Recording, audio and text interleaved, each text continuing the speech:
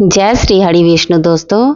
आज की वीडियो बहुत महत्वपूर्ण होने वाली है क्योंकि हम आज इस वीडियो में जानेंगे कि कार्तिक के महीने में तुलसी माता की पूजा कैसे करनी चाहिए, क्या विशेष ध्यान देनी चाहिए, तुलसी माता को सिंदूर लगाएं या नहीं, कार्तिक के महीने में हम किस प्रकार तुलसी माता की सेवा करें, उनकी पूजा करें, जिससे श्री हरि विष्णु की विशेष कृपा हम पर बनी रहे। जैसा आप सभी को पता है कि विष्णु भगवान की पूजा तुलसी पत्र के बिना अधूरी है, तो आप सोच सकते हैं कि विष्णु भगवान के लिए तुलसी माता कितनी प्रिय है। और विष्णु भगवान को प्रसन्न करने के लिए मात्र एक तुलसी का पत्ता ही है जिससे श्री हरि विष्णु हर भोग प्रसाद को स्वीकार करते हैं और पूजा को स्वीकार करते हैं। घर में हरा भरा तुलसी का पौधा परिवार की पवित्रता और समृद्धि का प्रतीक है। तुलसी पौधे को जल चढ़ाते समय यह विशेष मंत्र बोला जाए तो समृद्धि का वरदान 1000 गुना अधिक बढ़ जाता है। तो चलिए वीडियो को शुरू करते हैं। अगर मेरी वीडियो अच्छी लगे तो प्लीज़ मेरी वीडियो को एक लाइक और सब्सक्राइब ज़रूर करें। तो सबसे पहले हम तुलसी माता को जल चढ़ाएंगे और जो मंत्र है उसका हम उच्चारण करेंगे। महाप्रसाद जननी सर्व सौभाग्य वर्धिनी आधि व्याधि हरा नित्यम तुलसी त्वम नमोस्तुते देवी त्वम निर्मिता पूर्वमर्चिता श्री मुनीश्वरे नमो नमस्ते तुलसी पापम हर हरि प्रिय। इस मंत्र का उच्चारण करें। उसके बाद मैं बताना चाहूँगी कि कार्तिक के महीने में तुलसी माता को हम सिंदूर अर्पित नहीं करते हैं, तो सिंदूर की जगह पे हम क्या अर्पित करें?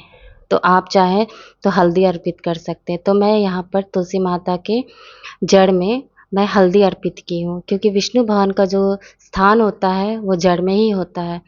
और हल्दी अर्पित करने के बाद मैं यहाँ पे कुमकुम जो लाल रंग का होता है वो मैं यहाँ पर अर्पित कर रही हूँ। आप चाहें तो जल में ही हल्दी मिलाकर आप माता को चढ़ा सकते हैं। उसके बाद आपके पास जो भी पुष्प अवेलेबल हो आप वो पुष्प चढ़ाएं। मैं यहाँ पे उड़हल का फूल और गेंदे का फूल चढ़ाई हूँ। और तुलसी माता को भोग लगाएंगे तो मैं यहाँ पे उड़हल के पत्ते पे ही तुलसी माता को भोग लगाती हूँ। और इस भोग को फिर ग्रहण नहीं करती, मैं यहीं पे छोड़ देती हूँ ताकि चींटी हो गई या फिर कोई पक्षी हो वो खा लेते हैं। तो ये भी एक पुण्य का काम है। किसी तरीके से किसी जीव को हम लोग कुछ खिला रहे हैं, है ना। उसके बाद घी का दीपक हम लगाएंगे। आप चाहे तो यहाँ पे तिल का तेल या सरसों के तेल का भी आप दिया जला सकते हैं, लेकिन घी का दिया जलाना सबसे अच्छा होता है। और ध्यान रहे घी का दीपक जो होता है वो आपके सीधे हाथ की तरफ होना चाहिए और भगवान के उल्टे हाथ की तरफ।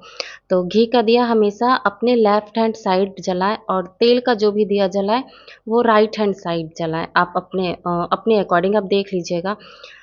और भगवान के उल्टी तरफ जो होगा दिया जलेगा वो तेल का रहेगा और लेफ्ट साइड जो हमारे रहेगा वो घी का दिया जलेगा। फिर घी का दिया जलाने के बाद मैं यहाँ पर धूप जलाऊंगी। धूप जो स्टिक वाला होता है जिसमें बांस होता है वो नहीं जलाना चाहिए, लेकिन फिर भी बहुत घरों में अभी भी जलाया जाता है, तो सबकी अपनी अपनी श्रद्धा है। तो मैं यहाँ पर जो गीला धूप होता है मैं वो जलाई हूँ। उसके बाद आप बैठ के तुलसी माता का ध्यान करें, विष्णु भगवान का ध्यान करें। कार्तिक के महीने में जितना अधिक हो सके आप विष्णु भगवान का ध्यान करें। नहीं कुछ कर सकते हैं तो नॉर्मली जो एक लाइन होता है श्रीमन नारायण नारायण हरि हरि, बस इसका भी आप मंत्र का उच्चारण अपने मन ही मन में आप बोलते जाइए। मतलब चलते फिरते कभी भी, ऐसा नहीं है, इसका कोई कंडीशन नहीं होता है कि आप इस टाइम पे करें उस टाइम पे करें, कभी भी कर सकते हैं।